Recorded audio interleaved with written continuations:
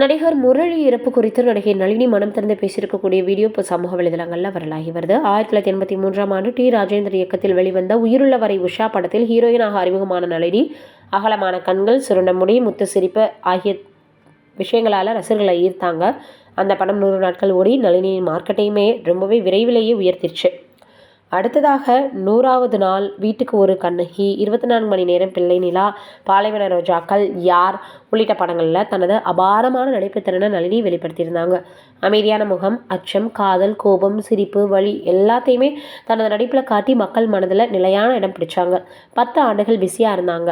1987ஆம் ஆண்டு நடிகர் ராமராஜனை காதலித்து எம்ஜிஆர் முன்னிலையில் திருமணம் பண்ணாங்க. அருணா மற்றும் அருண் என்ற 2 குழந்தைகள் இருந்தாலும் 2000ல் 2 பேருக்கும் கருத்து வேறுபாடு ஏற்பட்டதுனால இருவருமே பிரிஞ்சுட்டாங்க.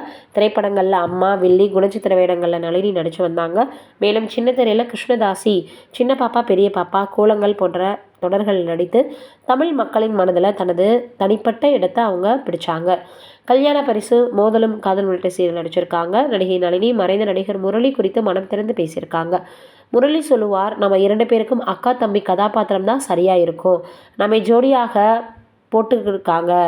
காதல் காட்சிகள் எல்லாம் பண்ணும்போது 2 பேரும் சிரிச்சிடுவோம்.